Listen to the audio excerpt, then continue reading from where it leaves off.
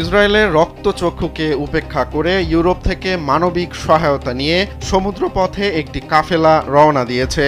Global Sumud flotilla নামের এই অভিযানকে নিরাপত্তা দিতে এবার হস্তক্ষেপ করার সিদ্ধান্ত নিয়েছে ইতালি। বুধবার সকালে গাজাগামী এই নৌ কাফেলায় হামলা চালানো হলে আতঙ্কিত হয়ে পড়েন মানবাধিকার কর্মীরা। তবে তারপরেও এই বহর গন্তব্যের দিকে এগিয়ে যেতে বদ্ধপরিকর। ফ্লোটিলার আয়োজকরা জানিয়েছেন তাদের যাত্রা গাজার অভিমুখে অব্যাহত থাকবে। এই নৌযাত্রার পেছনে রয়েছে গাজার মানুষদের জন্য বহন করা খাদ্য ও চিকিৎসা সামগ্রী। কিন্তু ফ্লোটিলার সদস্যরা বলছেন তাদের পথ রীতিমতো আগুন ঝরা হয়ে উঠেছে। জীবন অবাক না করলে কে করবে? 28% মিল্ক ফ্যাটের অবাক করার সাথে ফ্রেশ মিল্ক পাউডার। জীবন অবাক করুক প্রতিদিন। ড্রোনের হামলা, অজানা বিস্ফোরণ, নৌকার উপর আছড়ে পড়া অজ্ঞাত বস্তু, সব মিলিয়ে ভয় আর আতঙ্কের অভিযানে পরিণত হয়েছে। গ্রিসের কাছে ভেসে থাকার সময় মাঝরাতে তারা হঠাৎ বিস্ফোরণের শব্দ শুনতে পান। ভিডিওতে ধরা পড়ে আগুন আর ধোঁয়া। তারপরেও সকালের আলো ফোটার সঙ্গে সঙ্গে তারা আবারও যাত্রা শুরু করেন। একাধিক দেশের মানবাধিকার কর্মী ও রাজনীতিবিদরা ইতোমধ্যেই যোগ দিয়েছেন এই বহরে। পোল্যান্ডের সংসদ সদস্য ফ্রানেট স্টারচেভস্কি জানান 10টি জাহাজের ওপর মোট 13 বার হামলা চালানো হয়েছে।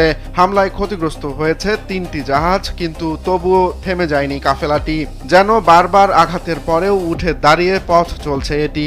বিভিন্ন দেশ থেকে রওনা দেয়া মানবাধিকার কর্মীদের এই উদ্যোগ প্রশংসা কুড়িয়েছে সবার। এমন পরিস্থিতিতে ইতালি এবার নড়েচড়ে বসেছে। বুধবার সকালে হামলার খবরে তারা সিদ্ধান্ত নিয়েছে জাহাজে থাকা নিজ দেশের নাগরিকদের সহায়তায় তাদের সঙ্গে একটি রণতরী পাঠাতে। সে উদ্দেশ্যেই যুদ্ধজাহাজ ফ্রিগেট ফ্যাসান পাঠানো হয়েছে ফ্লোটিলার সঙ্গে। দেশটির প্রতিরক্ষা মন্ত্রী গুইদো ক্রোসেত্তো বলেন, ড্রোন হামলার নেপথ্যের শক্তি এখনও অজানা। তবে ইতালীয় নৌবাহিনী এই অঞ্চলে নিজেদের অবস্থান জোরালো করে নজরদারি চালাবে। পাশাপাশি ইসরায়েলের কাছে তারা স্পষ্ট দাবি জানিয়েছে ফ্লোটিলার পর্যাপ্ত নিরাপত্তা নিশ্চিত করার। সামাজিক যোগাযোগ মাধ্যমে ছড়িয়ে পড়া একাধিক ভিডিওতে দেখা গেছে বিস্ফোরণের পর ধোঁয়া উঠছে, জাহাজে দৌড়ঝাঁপ করছে মানবাধিকার কর্মীরা। কিন্তু সব প্রতিকূলতাকে মোকাবেলা করেও তাদের মুখে ছিল দৃঢ়তা আর কণ্ঠে ছিল প্রতিজ্ঞা, আমরা থামব না। মানুষের জন্য মানুষের এই মানবিক সহায়তার যাত্রাটি কিভাবে শেষ হবে, এটি কি তার গন্তব্যে সঠিকভাবে পৌঁছাতে পারবে কিনা সেটি এখনো অজানা। কিন্তু সমুদ্রের বুক চিরে যে মানবিক সহায়তার বহর এগিয়ে চলছে তা এবার যেন প্রতিরোধের প্রতীক হয়ে উঠেছে।